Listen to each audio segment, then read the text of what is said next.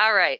So our agenda for today, we're going to talk about what uninvoiced inventory is. What does this term mean? How does it work inside of Cloud Suite distribution? Our GLRBP report, which is our specific report that shows us the transactional detail, and how we can remove transactions. So we'll look at the process via standard functionality and then talk about other options of getting that done. So what is uninvoiced inventory, first of all? So it has lots of names, different companies call it different things, but what it is it is inventory that you have received, but you haven't paid for yet from the vendor. So I think of it as like a credit card. You roll out to Walmart, you buy a bunch of stuff, your pantry's full at home, but you're going to get that Visa bill next month for the stuff you've paid. So uninvoiced inventory is like that Visa bill. We've got the goods in our pantry, but we have not yet paid for them. So we're on the hook for the payment at some time in the future. So because we have to pay this in the future, it is a liability on our balance sheet. So if our creditors or investors are looking at our balance sheet, this falls right underneath accounts payable. So it's something I'm going to have to pay in the future, but don't have the bill yet. Once I get that bill, then it moves from the uninvoiced inventory liability up into regular payables. Oh, it's like I want to just skip ahead here. Okay. So we have our GLRBP report. So this is the report that lists all the detailed transactions that are in uninvoiced inventory. So I have my purchase order, I receive in the goods, and on my GLRBP, I will see that purchase order line item listed once I receive in those goods. And so that line item sits on that report until I get my vendor invoice and I go through accounts payable costing. So how long should a receipt really sit on GLRBP? And of course, there's all different kinds of vendors who do things all different sorts of ways. I've seen it where vendors send their invoice before they ship their goods, but I've also seen it where the vendor sends their invoice 6 months after they've shipped their goods. So it's sort of all over the board. But really, there should be some sort of ballpark in your industry where you can say, you know what, most of our vendors send us invoices and we get them costed. We resolve any issues with the purchasing team, whatever it may be, to get them off of the report. But coming up with some sort of what do we normally see on that report is a good way to gauge, what needs to be removed. So let's take a look at our Cloud Suite distribution here and just run a GLRBP report. So I will type in my acronym and run a new report. I'm going to output this to viewer. This is one of the reports that Infor has made that will go into Excel. So that's really nice. We'll just do it as a regular PDF. I can limit it to, I'm just going to run it wide open with the detail. This other postings here, that relates to general ledger postings. So if you wanted to see any manual postings done to the account, you could put it here and then it just puts it at the bottom of the page. You've got different sort orders. I tend to sort by vendor because I like seeing the vendor name on the report. If you sort it by warehouse product category, you'll see the product category on the report and so on. I can show open journals and I can print an amount for each PO. And then we'll let that report generate. So the output to Excel is really nice. Cloud Suite is moving more and more reports each release that are going to Excel. So that's something that we've been waiting for a long time, which is very, very nice. So if we look at our report, I've got my options page and I will blast it up a little louder here. And then I see separated out by general ledger code, my open transactions.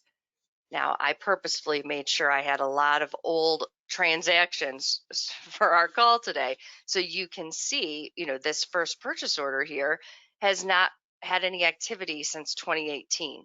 So I'm guessing either we got the bill from the vendor or we posted it without applying it to this PO, or we got the goods for free or whatever it may be. But the report does list both purchase orders and returns. So you'll see those, including your receipt correction. In the stage, you'll see things that are received or costed. And costed means that it's been partially costed, either dollars and or quantity. So if I receive 10, but I cost 8, that'll sit in the costed stage. Or if I receive $100 worth and I cost $80 worth, that will sit in the costed stage. So we need to fully cost both on dollars and quantity in order to remove from this report. And then down here at the bottom, you can see, because it's a unique GL account, I have my add-ons down here. So uninvoiced add-ons are the portion of the capitalized add-on that you're levying to that product. So when you have a PO and you have freight, for example, you've got the choice to either expense that freight or capitalize the freight. So when you expense freight, that means it just goes straight to the bottom line on your income statement. You're putting it to the freight expense account, and it just is a line item on your income statement. If you're capitalizing the freight, then it goes into the cost of your product. So if I have a product that costs $1 and I have 25 cents of capitalized freight, then that product cost becomes 1 plus 25 cents, or $1.25 is now my product cost. So when I receive that in, it goes into inventory at $1.25, and then on the uninvoiced part of it, we see $1 of it going into regular uninvoiced inventory, and that 25 cents going into our add-ons. You do not have to have a separate GL account for your capitalized add-ons. You can have it all roll into one GL. I prefer to have it in multiples simply because the processing for add-ons is different than the processing for regular POs. And so having them broke out on the report makes it nice and easy for me to see that. And then we have our totals down here at the bottom. All right. So I have a little sample report here in my PowerPoint that's just showing the things that we talked about. I have this uninvoiced total to GL total and difference highlighted. So the uninvoiced total, that's representing the subsidiary ledger. And accountants like to be fancy. Subsidiary ledger just means detail. So my detail transactions on this report total X amount of dollars. My general ledger should also equal that same amount of dollars, because as I'm processing transactions, I'm receiving a PO, so it's increasing this account. I'm costing the payable, so it's decreasing this account. So the cumulative GL value should always be equal to your open transactions, and that difference should show as 0. So if your difference does not show as 0, the most common culprit for that is manual GL postings into this account. And you can run those GL postings on this report by showing the other postings, the GLRBP, or you can also use standard, general ledger report activity and look. The grid in Cloud Suite is great because you can add filters to all the grids. So you could even filter on that module and see that right away. But it is important that we keep our subsidiary and our general ledger in balance, because when we say, hey, here's my financial statement, here's the liability side of my balance sheet, I better be able to give a report of what makes up those dollars. All right, so now we're on to the removal of the transactions and how the standard process works. So when the normal process is that we receive our PO, we get our vendor invoice, we cost it out and move on. So if we never receive that vendor invoice, or we never cost it against the PO, we get these old transactions. And every company has old transactions on GLRBP. It's just the nature of the beast. And so we want to get rid of those if they're not truly liabilities for the future, if we're never going to get that vendor invoice. So we've got our $0 transactions and net zero. So I receive in a PO at $0, I still have to cost it.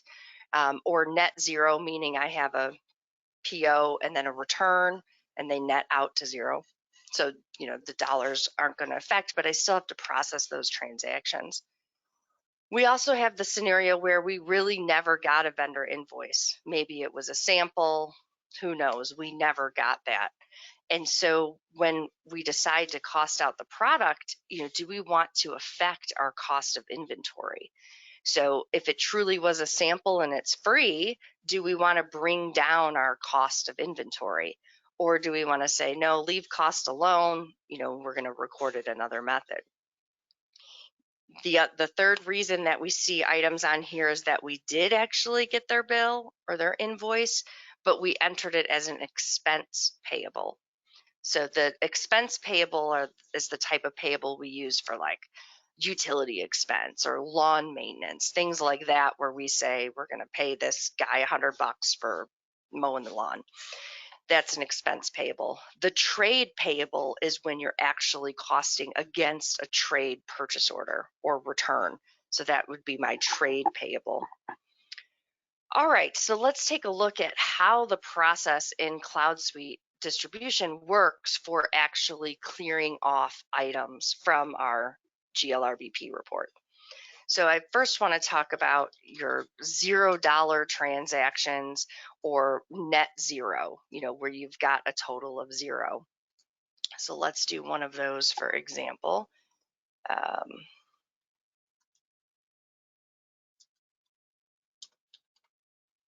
And I'm putting in the initial purchase order, which is nice because then it populates my vendor for me. This makes it a little easier.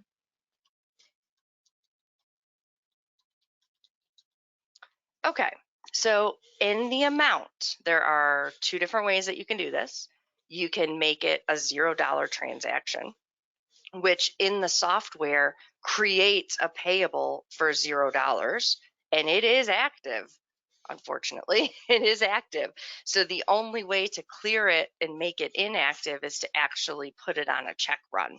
So you have to cut a check for it or add it to your check run. And I'm not a huge fan of that. So generally, I will do it at a penny, not a dollar, at a penny, and then do a credit right behind it for a penny to clear that off. And then I don't have to worry about an active transaction sitting there on my vendor forever that I've got to add, onto a check run.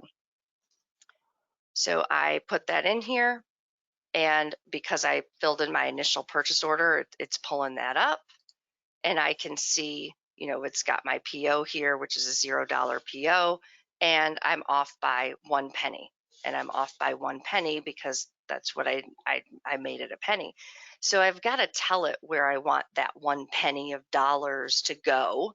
So I can add a general ledger distribution here, or I can just let it go with standard functionality to my account that's set up when I do final update.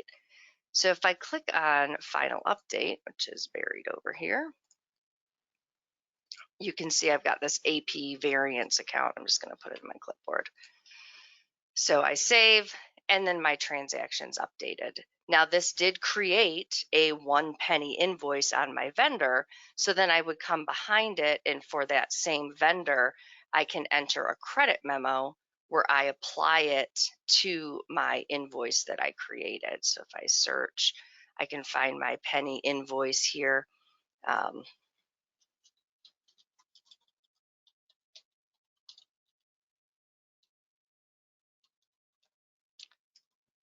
And do my credit memo. So when I selected credit memo, it asked me to pick an invoice. So a credit memo applies specifically to an invoice. If I did a miscellaneous credit, it would just go on the vendor's account, and then I would subsequently apply those together in AP-AMA. But I'll enter my GL account here. I put it in my clipboard, right? Yep. And put it in for a penny. So I'm all good, and then I can go ahead and post my transaction to clear those out.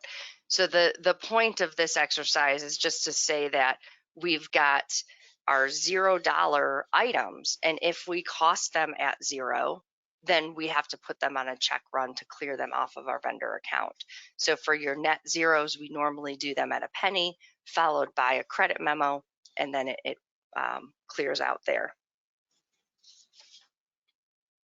Okay, now we also have where we don't want to affect inventory or we do want to affect inventory. So let's take a look at an inventory transaction so we can see where we're starting from, and then we'll take a look at it after we affect inventory and cost it. So we've got our product here.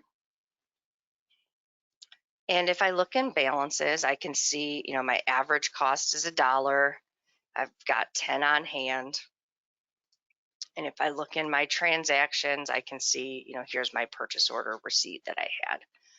So in my vendor invoice center, I'm going to enter a new invoice. We'll put our PO number in there,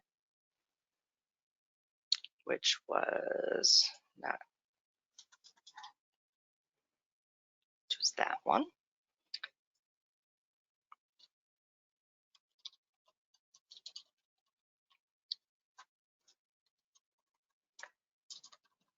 Okay, and so we are going to make our amount $5. So if I take a look at our PO so we can just see it, so you'll be able to see exactly what we're doing here with affecting our cost. So our PO, you can see that we had 10, we received at $10, or 10 at $1 for a total of $10. So in my invoice center here, I'm going to do an invoice for $5. So I'm saying that we're paying less. It could be either way. So when I come in here, my PO costing is going to show that I have a proof because I entered an invoice for 5, my PO's for 10, and now I've got $5 here. So I can come into my purchase order and edit the line and say, you know what, my cost is 50 cents, and save. And then I back out of here. And so, oh, I forgot to say save. Hang on, edit, 50 cents, and save. There we go. And so now you can see all of my proofs have gone down to 0. So here is where the affecting inventory gets set. So when I go to final update, you see here I have the option of receive cost or match to cost. It defaults to receive cost. If I change it to match to cost, that means I want my inventory valuation to match my AP cost. If I say receive cost, we're going to leave that cost alone and we're just going to keep it at what it was received. But if I want to affect inventory, then I change that to be match to cost. And I hit save. And so now if I look at my product, click on search to refresh my screen here. Uh-oh. Let's try this again. Search, balances. So now you can see my average cost has changed to 50. I still have my 10 on hand. There were 10 on my PO, so my average cost went to 50. If I look at my transactions, you can see that I now have this cost adjustment transaction in here. So if I'm trying to research why is my average cost 50 cents, I can see these cost adjustment transactions that are making that happen. And there's also a standard ICRAA report, IC for inventory control, R for report, A for additional, and a second A for activity, which would also give you this data in the report format. Okay, so we are affecting our inventory. Now, if we don't want to affect our inventory cost, then when we get to the final update section, so let me just put a PO in here so we can get to the final update.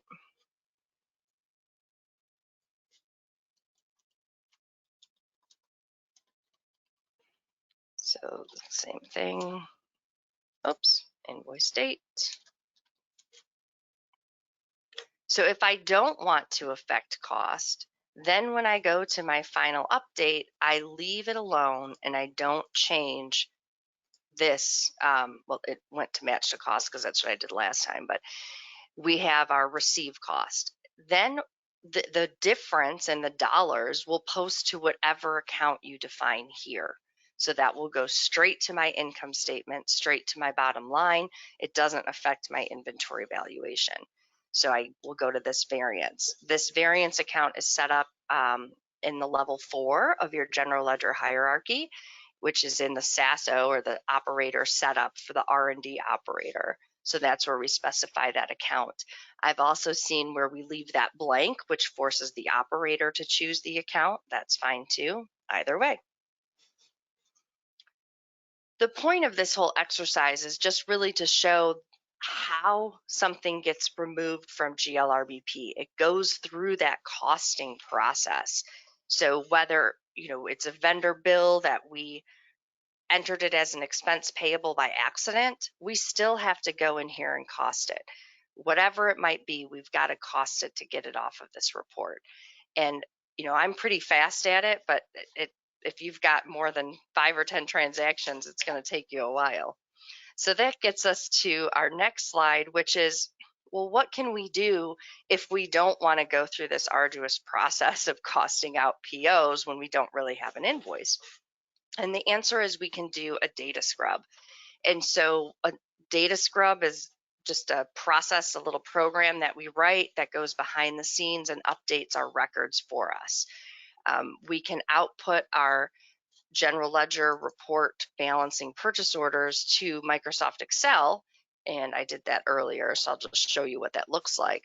When you output it to Excel, I can see my options page, so I know what I selected, and then it comes in, with my transactions. So with a little bit of sorting and, deleting out totals rows and such, I can get a good list of, hey, these are the POs I want to remove from GLRBP. I can sort it on this last change date and go from there. And so if you run GLRBP and you have a ton of transactions and you want to do a data scrub, just number 3 here, email a listing over to support@centraldata.com of the transactions that you want removed. And so we can do that. And what's great about this type of scrub is we can do it during the day. It normally takes about an hour from start to finish, compiling all the work papers and running all the balances and stuff like that. So it's a pretty fast scrub. Do it during the day, get it done. And then this will remove your items. It does not affect the cost of inventory when we do that. It's just a behind the scenes data scrub to remove it. So once we remove those, then we're going to need to do a general ledger entry to account for the dollars. Because keep in mind back here on the report, if I remove this $75 direct ship inventory off of the subsidiary ledger, this uninvoiced total would go to 0, but my GL total is still sitting at 75. So I would need to do a general ledger entry to get rid of that $75. And what that looks like is it's a debit to uninvoiced inventory, or decreasing uninvoiced inventory. And then the offset credit is going to go to an income statement account. So it is going to hit your bottom line on your income statement in the good way. But if you're clearing off tens of thousands of dollars, you may not want all of that money to hit in one period or even in 1 year. You can talk to your tax accountant about how you want to do it. But I've seen it where the dollars get spread across multiple periods, instead of having it hit all into one period. But we do need to do a GL entry to bring that into balance when we remove subsidiary ledger transactions via a data scrub. All right, that is our excitement for today. So we've got our general ledger report that we can remove transactions either manually or via data scrub. And our uninvoiced inventory is a liability that sits on our balance sheet. So we want to make sure that it's a good number, that the transactions behind it actually make sense, and we've got a good number there. So if there are any questions in the chat, Julie, let me know. Otherwise, well, we have had a couple. So okay. The export to Excel is one of the questions. Did you have to do any setup in order to be able to export to Excel, or can you show that process? Sure. So this is in Cloud Suite distribution, which is different, than like your on-premise. But if I come into GLRBP and I just do a new one time and I output it to email, I can specify Excel. So that's my output type there that I put to Excel. Now there is a business rule that you've got to set up behind the scenes, but I mean, if it takes 60 seconds, I would be shocked. So it's pretty quick. And once you set it up, it's there one time. And then we can have it go out to Excel, and I'll get some detail. Otherwise, we won't get much and by vendor. And then that will hit my email and I can open it up from there. Now, if you don't have Cloud Suite distribution, then the method that you'll use is, again, output to email, but make sure that you make it a text file so it's manipulatable. And so let me do the same thing here.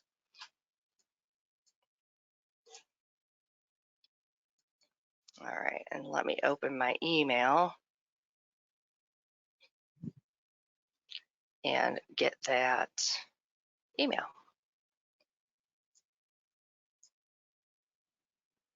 So bring it over here. All right, so here is the first one.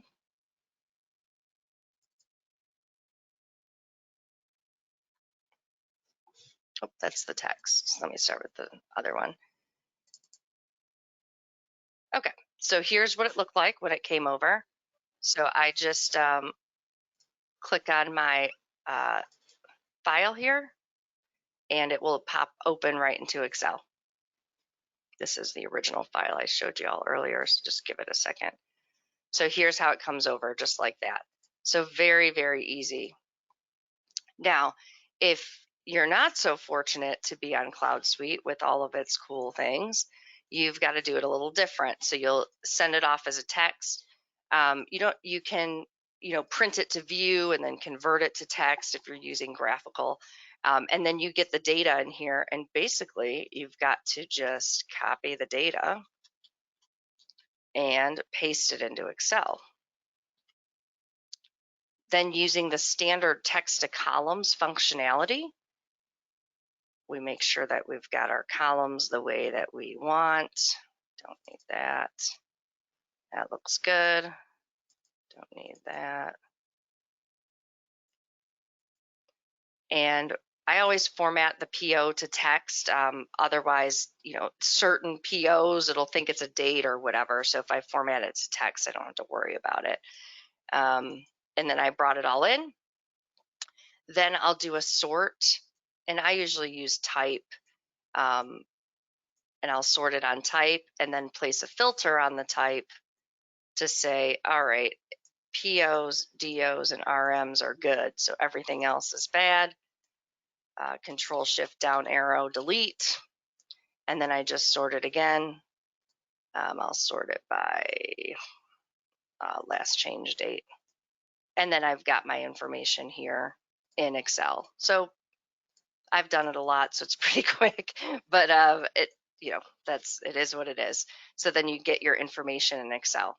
And then you could say, okay, I don't want anything prior to 2022. I want to have data scrubbed.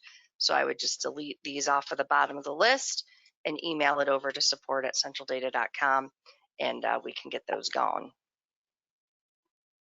And if you need help with that business rule, you can also submit a ticket to support@centraldata.com for help with that. It is in the release notes, but if you're not sure where to find the release notes, we can help with that. And the other question, Kristi, was if this was going to be recorded. And yes, it's being recorded. We do send out the webinar recordings to all registered attendees. So you'll all get it, even those who couldn't attend today, but if they registered, they'll get a copy of the recording. Is there an additional cost for the data scrub for the company, is another question.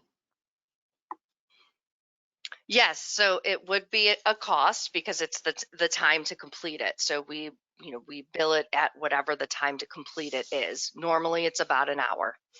So, plan on an hour. So whatever your hourly rate is, if you've got one of our great gem plans, then you're getting a nice discount there on our rate, but it would just be our hourly rate for about 1 hour. And that is during business hours. So it's not an after hours premium or anything like that. Okay, are there any other questions for Kristi today? I think that's it, Kristi.